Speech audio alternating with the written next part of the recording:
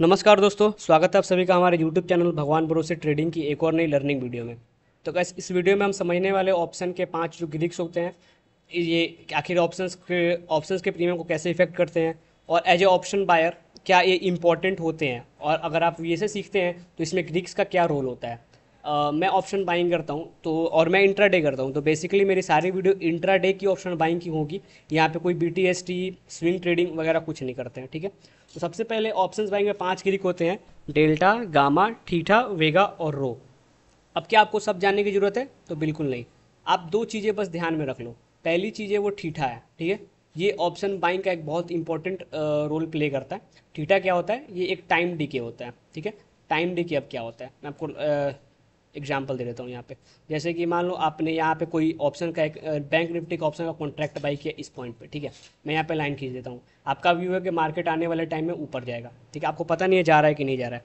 आपने बाई किया लगभग देख लेते, लगभग 10 बजे के टाइम आपने बाई किया यहाँ पे, ठीक है। और उसके बाद पूरे दिन तक मार्केट रेंज में रह गया। भले ही लास्ट में 3 बजे मोमेंटम आया है, हम इसको कंसिडर नहीं कर रहे हैं।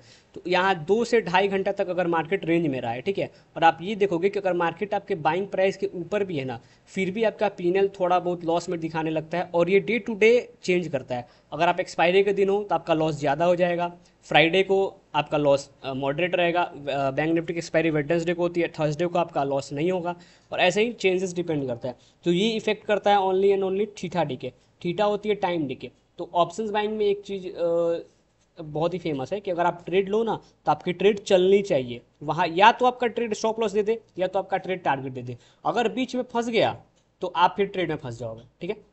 ये होती है थीटा डीके। दूसरा आपका इंपॉर्टेंट चीज़ है वो है वेगा। अब वेगा क्या होता है? तो वेगा होती है वोलेटिलिटी, ठीक है। वोलेटिलिटी जैसे कि मान लो कोई इलेक्शन का दिन है, रेपो रेट का कोई बैंक का मीटिंग हो गया, कोई फेडरल मीटिंग हो गई।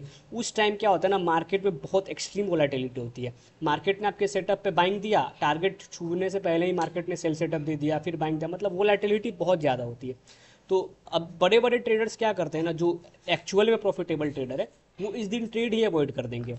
अब आप एक बात बताओ, मार्केट हफ्ते में 5 दिन खुले रहता है, और अगर साल महीने में एक दिन ऐसा आता है जिस दिन वेगा बहुत ज़्यादा होता है, तो आप एक दिन ट्रेड नहीं करोगे तो क्या होगा? ये आपका ही फायदा होगा, आपका पेशेंस लेवल बढ़ेगा, ठीक है। तो ऐसे मार्केट में ट्रेड लेने से अच्छा आप ट्रेड अवॉइड कर दो। तो वेगा तो वैसे ही खत्म हो गया हमारे गेम से, बचा ठीठा। तो ठीठा जो है ना, वो आपको VSA पर छोड़ दो, ठीक है। उसकी आपको चिंता करने की जरूरत नहीं है।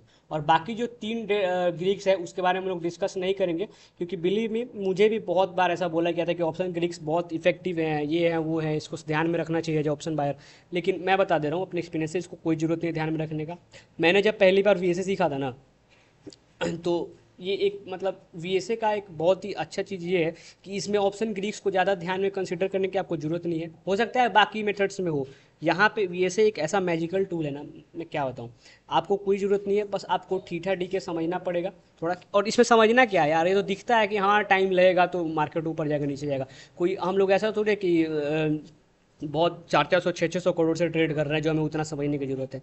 हम ये बता रहे हैं कि आपको मार्केट में बस पैसा लेना है और चले जाना है। लेकिन 1-2 दिन मार्केट पैसा लेता है, कोई दिक्कत नहीं है। आपको कोई डेल्टा वगैरह समझने की ज़रूरत नहीं है। और मुझे भी ये चीज़ें बहुत परेशान करती थी, लेकिन फाइनली कंक्लूजन ये है कि आपको कुछ समझने की ज़रूरत नहीं है। आपको बस VSA अगर सीख लिए ना, तो VSA अपने आप में मोर देन इनफ है, ये आपको सारे लॉसेस से बचाएगा। और अगर जो लॉस होंगे वो जेनविन मार्केट में सबके होते हैं, वो आपके भी होंगे। अगर उस पर भी आप फ्रस्ट्रेट हो जाओगे तो फिर आपका कुछ नहीं हो सकता है। लेकिन हाँ, ये सब जानने की ज़रूरत नहीं है। आप बस थीटा समझो और वेगा समझो। वोलेटिलिटी वाले दिन ट्रेड मत लो, न्यूज़ वाले दिन कभी ट्रेड मत लो, अवॉइड कर दो। और हाँ, जब ट्रेड लो तो थोड़ा मोमेंटम पकड़ लो, मोमेंटम पकड़ने VSA पे छोड़ दो, अगर आप VSA सीख लेते हो। मैंने पहले ही बताया कि अगर चैनल पे 1000 सब्सक्राइबर हो जाएंगे तो मैं VSA लॉन्च कर दूंगा। तो अभी चैनल पे सब्सक्राइबर्स गेन हो नहीं रहे हैं, थोड़ा बहुत प्रॉब्लम हो रहा है। आप लोग वीडियो देखते हो लेकिन सब्सक्राइब नहीं कर रहे हो, तो अभी सब्सक्राइबर रुके हुए हैं गाइज। आप लोग का ही फ़ायदा है, अगर जल्दी कर दोगे। VSA एक ऐसी चीज़ है जो सीखने से आपको फ़ायदा होगा, नुकसान तो बिल्कुल नहीं होगा, ये मेरी गारंटी है। तो वीडियो में इतना ही। ऑप्शन ग्रीक्स पे ज़्यादा ध्यान मत दो, अपनी नॉलेज को एक जगह एकत्रित करके रखो, इधर उधर डाइवर्सिफाई करने की ज़्यादा ज़रूरत नहीं है। और गाइज अब वीडियो में इतना ही। मिलेंगे आपसे नेक्स्ट वीडियो में, तब तक के लिए बाय बाय।